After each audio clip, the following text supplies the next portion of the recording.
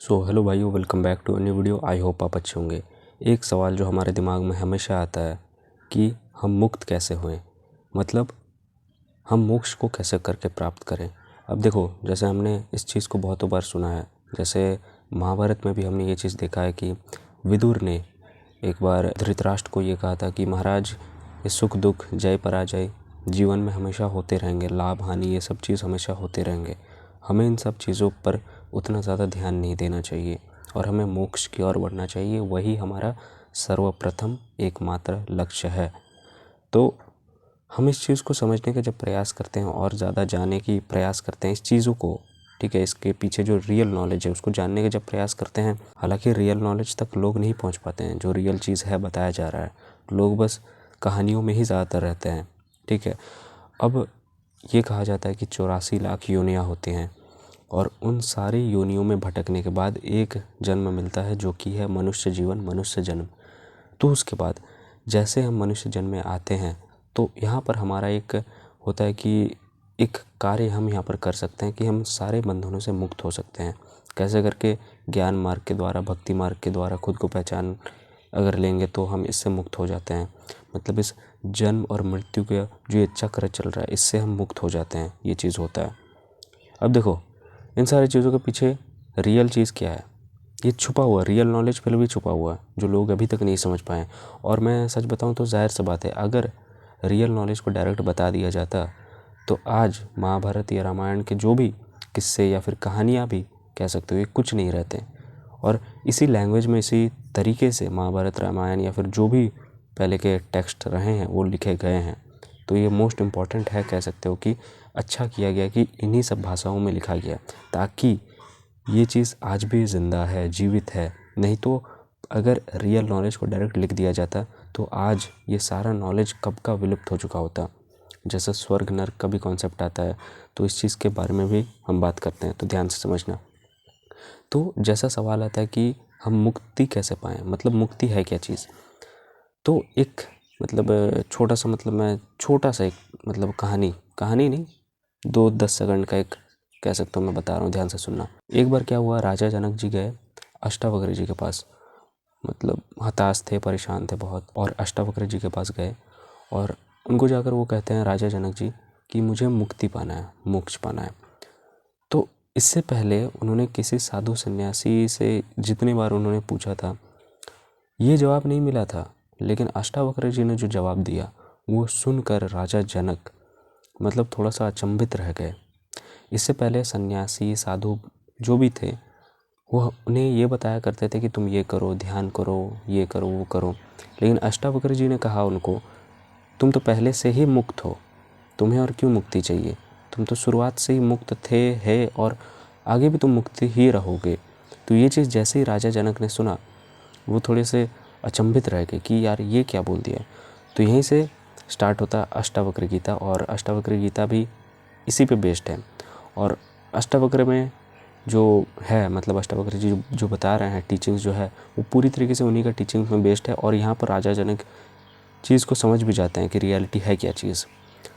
तो जब हम मुक्त की बात करते हैं, मोक्ष का बात करते हैं, तो रियलिटी हमें जो चीज़ अभी तक सिखाया गया, हम जब तक इस चीज़ को अच्छे तरीके से नहीं समझ पाते हैं तो रियलिटी क्या होता है कि कन्फ्यूज़न बहुत ज़्यादा हो जाता है, हम समझ नहीं पाते कि हो क्या रहा है, रियलिटी है क्या चीज़। मोक्ष जो चीज़ है वो मुक्ति, जैसे लोग कहते हैं मुक्ति, तो मुक्ति हम ऑलरेडी हैं। मतलब देखो, हम ये सोचते हैं ना कि यार हमें मुक्त होना है, हमें जन्म मरण के चक्कर से बाहर निकलना है, हमें सफ़रिंग में नहीं रहना है, ना सफ़रिंग चाहिए, ना हैप्पीनेस चाहिए, कुछ नहीं चाहिए, हमें मुक्ति चाहिए और कुछ नहीं। तो यहाँ पर जो हम ये कॉन्फ्लिक्ट क्रिएट कर रहे हैं कि हमें मुक्ति चाहिए, तो वो भी एक तरीके से हमारा थॉट ही हो गया कि हमें कुछ चाहिए। तो जब हम कुछ चाहिए का आभास, कुछ चाहिए का मतलब है ना, क्वेश्चन करते रहेंगे तो हम कभी मुक्त नहीं हो सकते हैं। ये चीज़ है, हमें कभी मुक्ति नहीं मिल सकता।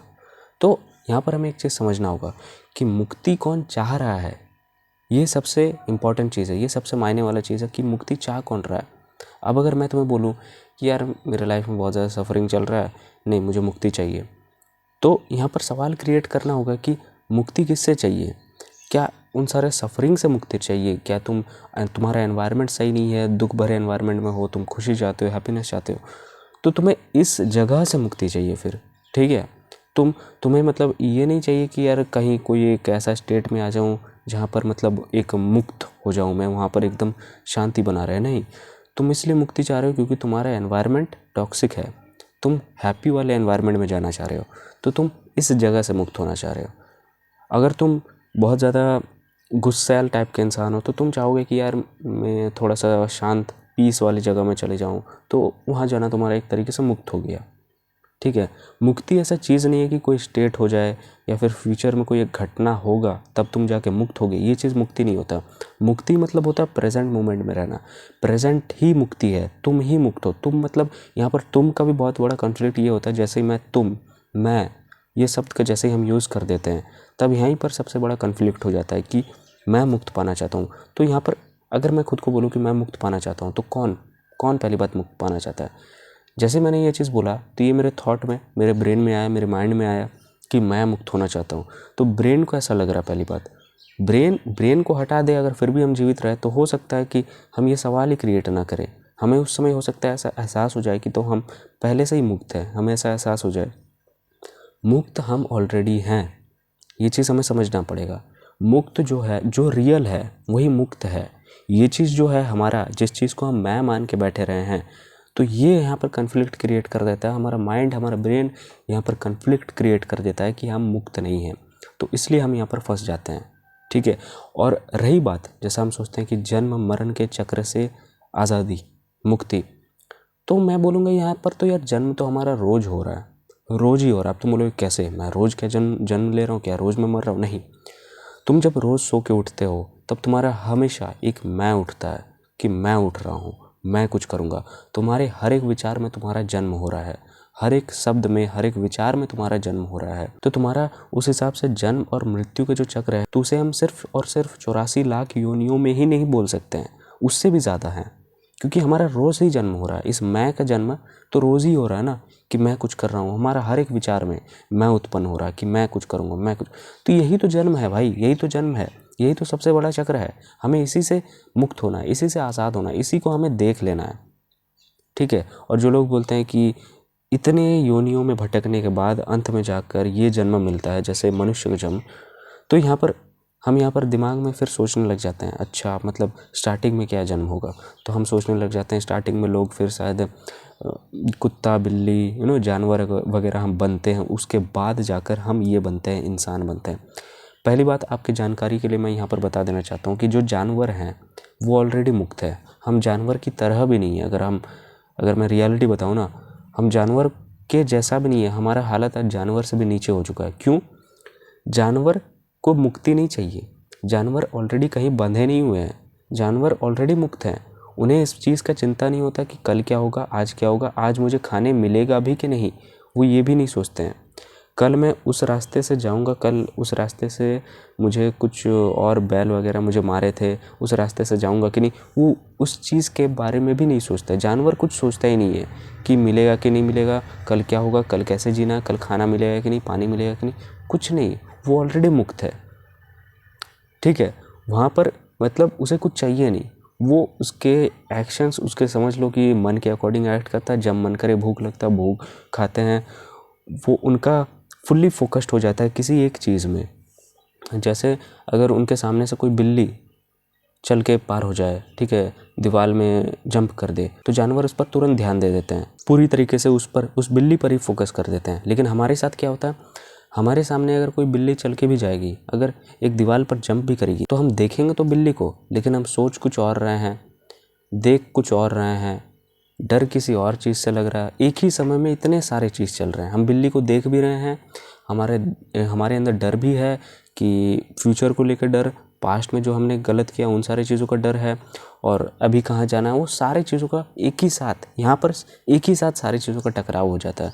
तो मुक्ति की ज़रूरत सिर्फ इंसान को है। लेकिन देखो, अब मैं ये नहीं बोलूँगा कि स्पिरिचुअलिटी के पूरे तरीके से स्पिरिचुअल, अगर मैं रियल अध्यात्म को भी यहाँ पर मैं बीच में लाऊं, तो जानवर लोग मुक्त है, ऐसा नहीं है। जानवर भी मुक्त नहीं है। देखो, जानवर अपने इंस्टिंक्ट के हिसाब से जीते हैं, अपने सर्वाइवल के लिए जीते हैं, ठीक है।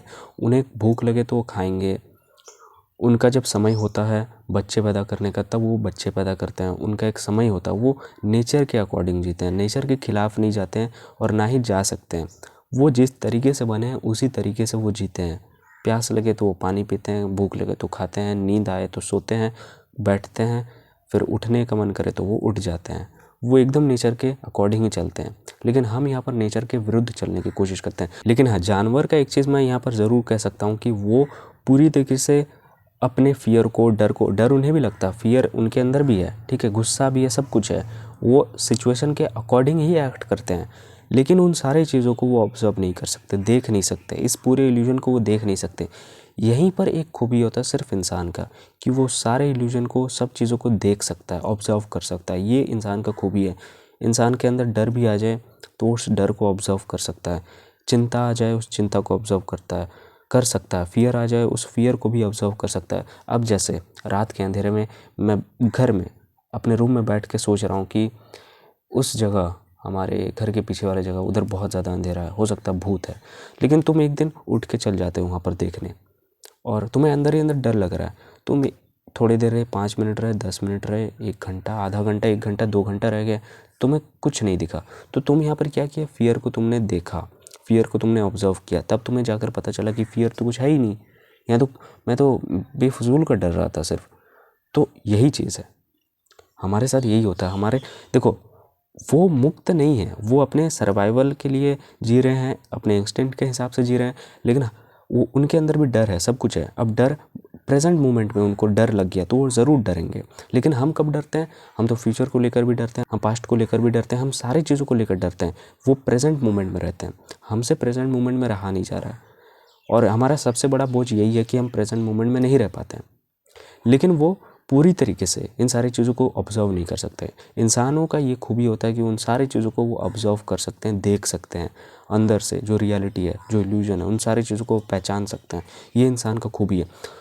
वो जानवर अनकॉन्शियस रहते हैं अक्सर, ज़्यादातर वो पूरी तरीके से कह सकते हो अनकॉन्शियस ही रहते हैं। लेकिन इंसान यहाँ पर कॉन्शियसली अवेयरनेस क्रिएट कर सकता है, कॉन्शियसली उस सारे इल्यूजन को, सब चीज़ों को पहचान सकता है। ये है इंसान का खूबी। लेकिन इंसान के अंदर थॉट भी होता है, ब्रेन होता है, इंसान के अंदर एक कॉन्शियस, एक चेतना होता है।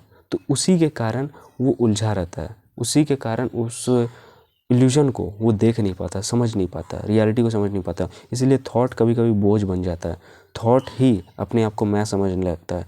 और हमारा जन्म यहीं पर रोज़ रोज़ होने लगता है।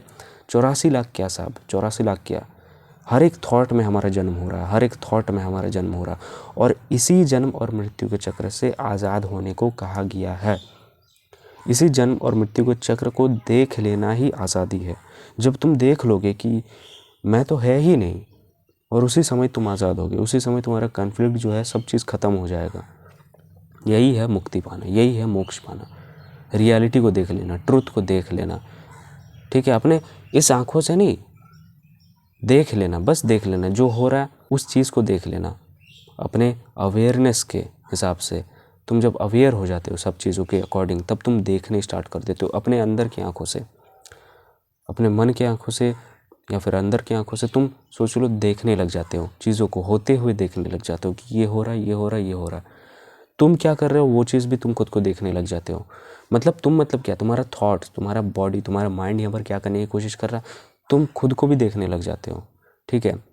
तो हमारा तो जन्म रोज़ हो रहा है, इसी जन्म और मृत्यु के चक्र से हमें आज़ाद होने को कहा गया है। लेकिन हम यहाँ पर थोड़ा सा कॉन्फ्लिक्ट क्रिएट कर देते हैं कि जन्म और मृत्यु के चक्र मतलब हमारा जन्म होता है, अभी हम मरेंगे, ठीक है, हम 70-80 साल के हो जाएंगे, फिर उसके बाद मरेंगे, फिर पैदा होंगे, पैदा होंगे, फिर मरेंगे। वो चीज़, हम इस चीज़ से इस चीज़ को रिलेट करते हैं। लेकिन यहाँ पर जन्म हो क्या रहा भाई, जन्म किसका हो रहा? पहली बात, हम ये सवाल अगर थोड़ा सा कॉन्शियसली सोचना स्टार्ट करें ना, तो जन्म पहली बात हो किसका रहा है? जन्म हमारा नहीं हो रहा है, जन्म हमारा नहीं हो रहा। और जिसका जन्म हो रहा है उसका जन्म होता ही नहीं, वो ऑलरेडी है, ठीक है। जन्म हमारा नहीं होता है, जन्म थॉट का नहीं होता, जन्म ब्रेन का नहीं होता। अब अगर मैं बोलूँ कि अगर मैं मर जाऊँगा, उसके बाद मैं फिर से पैदा होऊंगा, तो यहाँ पर मरेगा कौन? पहली बात, मैं यहाँ पर सोचने लग जाऊँगा कि अगर मैं मर जाऊँ तो उसके बाद तो सब चीज़ ख़त्म हो जाएगा ना। जैसे मेरा बॉडी भी ख़त्म हो जाएगा, मेरे अंदर जो ब्रेन है, जो ब्रेन के अंदर जो थॉट्स पनप रहे हैं, और वही थॉट्स जो खुद को बोल रहे हैं कि ये मैं हूँ, ये भी मर जाएगा। तो बचेगा क्या? पहली बात, विचार तो गए, विचार तो ब्रेन में ही रहेगा और ब्रेन तो जल गया कब का, तो कैसे क्या बचेगा? पहली बात तो जन्म और मृत्यु किसका हो रहा है? जो चीज़ ऑलरेडी है वो चीज़ तो भाई अजन्मा है, वो ना ही जन्म लिया था और ना ही वो जन्म लेगा, वो ऑलरेडी है, वो ऑलरेडी सब जगह है। तो उसको जन्म लेना नहीं पड़ता, जन्म मैं को लेना पड़ता है, मैं को यहाँ पर। और हमसे ये दिक्कत हो जाता है कि हम इन सारी चीज़ों को मैं मान लेते हैं, हमें यही एक दिक्कत होता है। और इसी चीज़ के चक्कर में, इसी चीज़ के कारण हम अपने अंदर कन्फ्यूज़न क्रिएट कर लेते हैं, लोग डिप्रेशन का शिकार हो जाते हैं, अकेलापन का शिकार हो जाते हैं। रियलिटी तो ये है कि तुम जिस चीज़ को मैं मान रहे हो, हम जिस चीज़ को मैं मान रहे हैं, वो मैं है ही नहीं। मैं सिर्फ एक थॉट है और कुछ नहीं, मैं एक सिर्फ बंधन है और कुछ नहीं। ठीक है, इस मैं के बंधन से मुक्त होना ही मोक्ष है, इस मैं के बंधन से मुक्त होना ही एक मुक्ति पाना है, कह सकते हो। यही है, हम तो रोज़ ही पैदा हो रहे हैं, मैं तो अभी भी पैदा हो रहा हूँ। ठीक है, जैसे जहाँ मैंने मैं शब्द का यूज़ करके बोला तो तुम यहाँ पर समझ लो कि यार यहाँ पर फिर मैं पैदा हुआ। हमारा थॉट ही सबसे बड़ा मैं है, और वही थॉट बोलता है कि मुझे आज़ादी चाहिए। कहाँ से? तुम खुद को मैं मान के बैठे रहो तो तुम कैसे आज़ाद हो सकते हो? आज़ादी पाना एक ये नहीं कि कला है, ठीक है, अपने मोक्ष को प्राप्त करना, ऐसा नहीं कि वो कला है, वो ऑलरेडी है, बस देखने की देर है, बस ऑब्जर्व करने की देर है। और ऑब्जर्व भी ऐसा नहीं कि हम एक थर्ड पर्सन बनकर ऑब्जर्व करेंगे कि यार कि इल्यूजन को देखना है, मैं क्या कर रहा हूँ उसको भी देखना, नहीं, थर्ड पर्सन भी नहीं।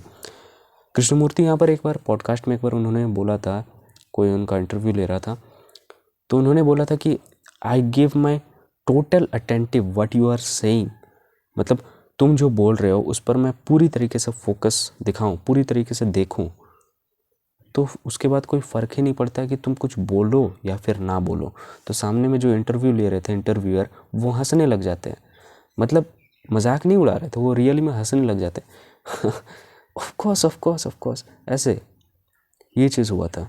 मतलब मुझे सच में देख के वो चीज़ बहुत ही खूब, बहुत ही अच्छा लगा था यार। क्या जवाब दिया था कृष्णमूर्ति ने कि अगर तुम पूरी तरीके से फोकस हो जाओ, मैं जो बोल रहा हूँ, तो मैं बोलूँ या फिर ना बोलूँ उससे भी कोई फ़र्क नहीं पड़ेगा, तुम्हारे साथ ये हो जाएगा, तुम्हारा माइंड एकदम से रुक सा जाएगा, थम सा जाएगा, और माइंड चलते रहेगा। माइंड का स्वभाव है, थॉट्स का स्वभाव है, थॉट्स आते रहेंगे, वो स्वभाव है, वो एकदम नेचुरल है। लेकिन तुम यहाँ पर खुद को थोड़ा सा पकड़ लोगे, खुद को जान जाओगे कि तुम हो कौन। तुम्हें उस समय वही है एक तरीके से परम चेतना में विलीन हो जाना, जो लोग कहते हैं ईश्वर की प्राप्ति हो जाना, वही है। बहुत बड़ी चीज़ नहीं है, ठीक है। सागर अपना लहर कितना दूर तक बिखेरे कोई फ़र्क नहीं पड़ता, है तो वो पानी ही पानी, ठीक है, ये चीज़ है। सो ऐसे और कुछ वीडियोज़ आने वाले हैं। सवाल भी ऐसे मेरे बहुत से थे। एक स्वर्ग और नर्क का कॉन्सेप्ट मेरे दिमाग में बहुत चला था और इस पर मैंने थोड़ा सा रिसर्च किया है और इस पर मैं थोड़ा सा बात करूँगा और आपको बताऊँगा। बहुत वीडियो होने वाले हैं, तो बहुत इंटरेस्टिंग वीडियो होने वाला है। मेन इम्पॉर्टेंट है कि आप मेरे वर्ड्स को सुनो कि यार मैं बता क्या रहा हूँ, ठीक है। इन सारी चीज़ों के बारे में पहले किसी ने रिसर्च नहीं किया था और ना ही आपको यूट्यूब पर कहीं भी मिलेगा कि इस चीज़ों के बारे में कोई बता रहे हैं लोग। जो रियल नॉलेज है उस चीज़ के बारे में कोई नहीं बता रहा है। रामायण और महाभारत या फिर टेक्स्ट वगैरह जो भी हमारे स्क्रिप्चर्स रहे हैं, उन ज़्यादातर चीज़ों को इसी भाषा में लिखा गया जानबूझकर। अगर इस भाषा में नहीं लिखा जाता तो आज ये सब विलुप्त हो जाए होते हैं, ठीक है। तो हम यहाँ पर क्या करते हैं, थोड़ा सा लॉजिक ढूंढने का प्रयास करते हैं कि क्या है लॉजिक। तो जहाँ पर लॉजिक ढूंढने को प्रयास करते हैं हमें वहाँ पर सत्य दिख जाता है। अब जो रियली में लॉजिक ढूंढने की तरफ जाएगा, चीज़ों को समझने की कोशिश करेगा, उसे ही रियल चीज़ के बारे में पता चलेगा, ठीक है। उसे देखो, और ऐसा नहीं कि टेक्स्ट से ही आपको बहुत कुछ चीज़ पता चलेगा। ऑफ कोर्स पता भी चल सकता है, जैसे उपनिषद हैं, ठीक है, मैं तो अभी पढ़ रहा हूँ फ़िलहाल। और भी आप अभी के टाइम पे जैसे ओशो को सुनने लग जाओ, उनसे भी आपको बहुत चीज़ों के बारे में पता चलेगा। आप किसी को अथॉरिटी नहीं बनाओगे, ओशो यही बताते हैं कि अथॉरिटी मत बनाओ। अथॉरिटी बना लिया तो तुम वहीं पर डायरेक्ट फाइनल कंक्लूजन में पहुंच गए, तो तुम सवाल फिर नहीं करोगे, ठीक है। अब इस जन्म में, इस जगत में, इस आँखों से अगर तुम्हें जो भी चीज़ दिखा, ठीक है, जो तुम्हारे लिए थोड़ा सा अनप्रेडिक्टेबल था या फिर कह सकते हो कि मैजिकल चीज़ था, तो तुम उस पर फिर सवाल नहीं करोगे। हालांकि तुम्हें उस पर भी सवाल करना है कि जो चीज़ मुझे दिखेगा वो भी तो एक तरीके से मटेरियल होगा ना। जो चीज़ नहीं दिख रहा वो एक तरीके से मटेरियल कैसे होगा। ठीक है। जिस चीज़ को हम गॉड बोल रहे हैं, भगवान बोल रहे हैं, ईश्वर बोल रहे हैं, उसको हम मटेरियल नहीं बोल सकते हैं कि चलो दिख गया, वो चीज़ नहीं। मटेरियल मतलब क्या? जो चीज़ हमें देखा जा जो चीज़ को हम देख सकते हैं, दिमाग लगा के हम उस तक पहुंच सकते हैं, अपने थॉट के थ्रू पहुंच सकते हैं। थॉट हमारा सीमित है, चाहे ये कितना भी असीमित घटना बना ले, कितना भी असीमित सोच ले, ये फिर भी असीमित सोच ले, फिर भी ये सीमित ही है। थॉट हमेशा सीमित ही है, ये चीज़ मैं बताना चाह रहा हूँ। और जो असीमित है, मतलब जो जहाँ तक पहुँचा नहीं जा सकता, वो परे है, वहाँ तक तो हमारा थॉट ही नहीं पहुँच सकता। कैसे पहुँचेगा थॉट हमारा? तो इसी चीज़ को समझना है। आई होप तुम्हें कुछ समझ आया होगा।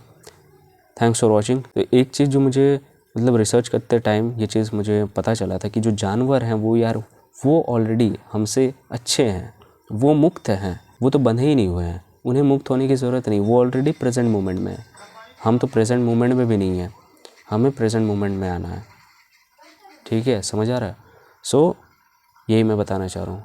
सो आई होप तुम्हें कुछ समझ आया होगा। ठीक है, थैंक्स फॉर वॉचिंग। और अगर कोचिंग कॉल वगैरह बुक करना है, कुछ गाइडेंस चाहिए स्पिरिचुअलिटी से रिलेटेड, कुछ भी ऐसा हो, लगे कि यार नहीं सवाल का जवाब मुझे लगता है इस बंदे से मिल पाएगा, तो तुम उस वक्त मुझसे थोड़ा बात कर सकते हो। लेकिन फिर भी एक चीज़ मैं तुम्हें बोलूँगा कि यार ये जो कोचिंग कॉल है, जो मैं वीडियोज़ बना रहा हूँ, एक तरीके से मैं अपने पैसे कमाने के लिए जो चीज़ कर रहा हूँ, दैट्स इट। मैं कुछ ऐसा नहीं बोलूँगा कि यार नहीं मैं ये कर रहा हूँ वो कर रहा हूँ, नहीं।